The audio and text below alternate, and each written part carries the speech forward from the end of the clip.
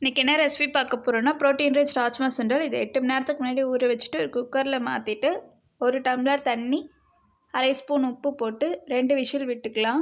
2 whistle விட்டுட்டு whistle அடங்கினோன்னே எடுத்துகிட்டு இப்போ நமக்கு சாஃப்டாக வெந்துடுச்சு. தண்ணி வடிச்சிட்டு வச்சுக்கலாம்.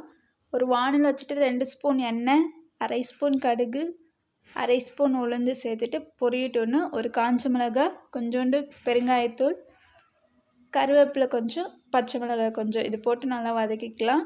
இப்போ ஒரு பெரிய வெங்காயம் பொடிசாக கட் பண்ணி வச்சுருக்கோம், அதையும் சேர்த்து லைட் ப்ரௌன் ஆகிற வரைக்கும் நம்ம வதக்கிக்கலாம். இப்போ நம்ம ராஜ்மா சுண்டல் வேக வச்சுருக்கிறது இதில் சேர்த்துட்டு கிண்டி விட்டு கடைசியாக கொஞ்சமாக தேங்காய் துருவல் வச்சுருக்கோம், அதையும் போட்டுட்டு கடைசியாக கொஞ்சமாக மல்லித்தூள் போட்டு இறக்கிட்டு இப்போ நமக்கு ப்ரோட்டீன் ரிச் ராஜ்மா சுண்டல் ரெடி ஆகிடுச்சு. இதை நீங்கள் செஞ்சு பார்த்துட்டு எப்படி இருக்குன்னு கமெண்ட் பண்ணுங்கள். பாய் பாய்.